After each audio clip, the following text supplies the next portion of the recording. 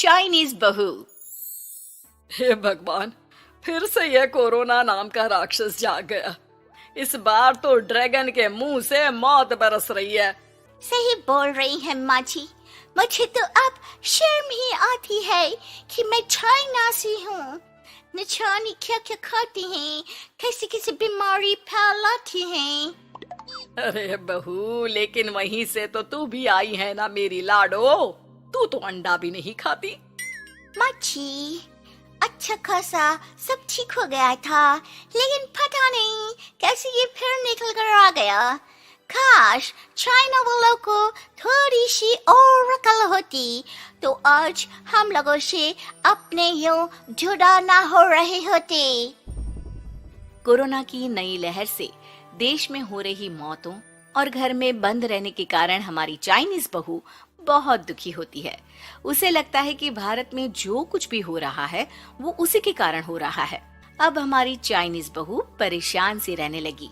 अरे क्या बात है मेरी चाइनीज गुड़िया, आज तू एक्सरसाइज नहीं करेगी? अरे ना तो तूने जूस पिया है। क्या हो गया लाडो?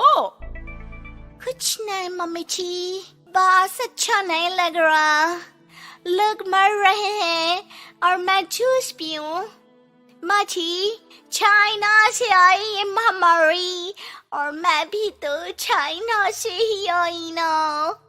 अरे अरे बेटा, ऐसा ना सोच।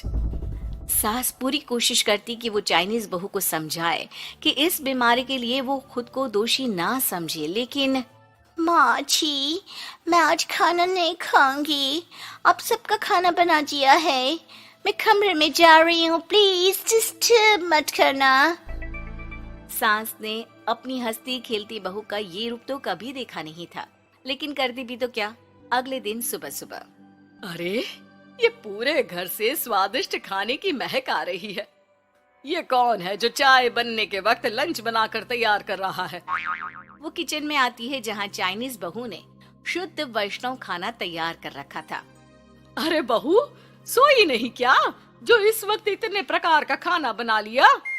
हाँ हाँ माँ जी, क्या करे, जब दिल में बोझ हो तो नींद नहीं आती। तभी तो मैंने सोचा मैं गरीब और जरूरतमंद लोगों को खाना पहुंचा दूंगी। वो ढेर सारा खाना रोज बनाती और गरीब और बेसहारा लोगों में बांटती। क्या कर रही है बहू? कितने दिनों से देख रही हूँ तू अच्छे से सोती भी नहीं है। क्यों कर रही है लाडो?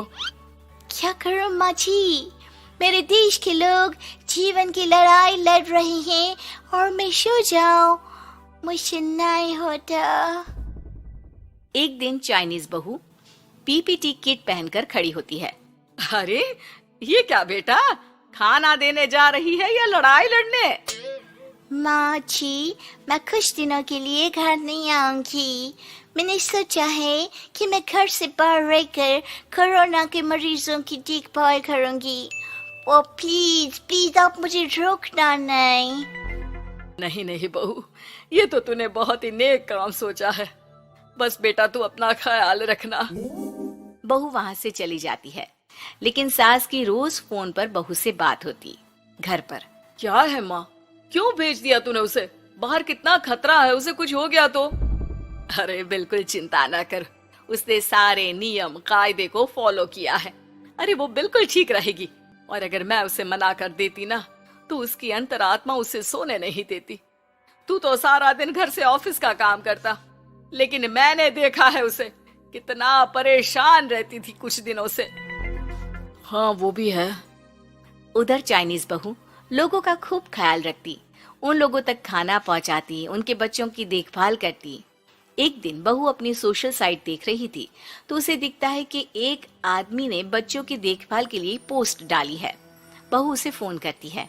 मैं आपकी कोई मदद कर सकती हूँ, प्लीज बताओ। दूसरी तरफ से आवाज आती है। मैं और मेरी बीवी दोनों ही कोरोना से पीड़ित हैं। हम लोगों के बच्चों को देखने के लिए कोई नहीं है। प्लीज हमारी मदद करो। हाँ हाँ बिल्कुल, आप परेशान ना हो, मैं आ रही हूँ। मुझे आपका एड्रेस बताओ। वो आदमी बहू को पता लिखवाता है। वहाँ वो पहुँच जाती है। ओह, ये किसे बुला लिया आपने? ये तो चाइनीज है, इसी के कारण तो हम लोगों का देश इस परेशानी से जूझ रहा है। अरे पर ये तो हिंदी में बात कर रही थी। तभी बीवी की ऑक्सीजन लेवल गिरने लगती है। ये क्या हो रहा है? आप टेंशन क्यों ले रहे हैं? जल्दी से इन्हें अस्पताल लेकर जाइए। रुकिए, मैं आपको एक अस्पताल में बेड भी दिला देती हूँ। वो मेरे अंकल का अस्पताल है। चाइनीज बहू फोन पर बात करके उन लोगों को बेड दिलाती है, जहाँ पति की भी तबीयत खराब हो जाती है और दोनों को बेड दिलाकर बहू घर में बच्चों की पूरी देखभाल करती है। सास का बहू पर फोन आता है। अरे मेरी चाइनीज गुड़िया, कैसी है रे तू? अरे माँ, पीछे की गली में ही हूँ मैं। वो खालिया लोग है ना, उन दोनों हस्बैंड वाइफ को कोरोना हो गया था। मैंने उन लोगों को श्रीवास्तव अंकल के अस्पताल में भर्ती करवा दिया है और अब मैं मार्ची उन दोनों बच्चों का ख्याल रख रही हूँ। अरे जीती रहे बेटा, कोई जरूरत हो तो बता देना। नहीं माँ जी, सब कंट्रोल में है। बस इन बच्चों के माँ बाप ठीक होकर घर आ जाए। अच्छा माँ, इन लोगों के घर का फोन बज रहा है, मैं आपको थोड़ी देर बाद कॉल करती हूँ। लैंडलाइन में घर के मालिक का फोन था। हम लोगों की जिंदगी का कोई भरोसा नहीं है। यहाँ इलाज महंगा है और हम लोगों के पास पैसे नहीं है। जितना इलाज हो सकेगा उतना ही होगा। हमारे बाद प्लीज आप हमारे बच्चों को संभाल लेना। नहीं, ऐसे मत बोलिए, मैं अस्पताल वालों से बात करती हूँ। बहू अपनी बैंक से अस्पताल वालों को पैसे दे देती है और फोन पर कहती है, मैंने आप लोगों के अकाउंट में पैसे डाल दिए हैं। इन दोनों का अच्छे से इलाज होना चाहिए। पैसे की जरूरत होगी तो मैं और डाल दूंगी। सारा दिन बहू कोरोना पेशेंट के बच्चों को देखती, रात में ढेर सारा खाना पैक करके जरूरतमंदों में बांटती। सोशल साइट्स के जरिए भी वो लोगों से जुड़कर उनकी मदद करती। फिर एक दिन घर का मालिक और उसकी बीवी ठीक होकर घर आ जाते हैं। आपका बहुत बहुत शुक्रिया, मैं आपकी पाई लौटा दूंगा। भाई नहीं, पैसा दिया था, लेकिन वो जब आप बिल्कुल ठीक हो जाना तो क्षमा कर दे देना, कोई बात नहीं। दोनों पति पत्नी चाइनीज बहू का शुक्रिया अदा करते हैं। आप तो हम लोगों के लिए भगवान की तरह है, आपका बहुत बहुत शुक्रिया। चाइनीज बहू बहुत खुश हो जाती है। वो घर आकर सास को पूरी बात बताती है।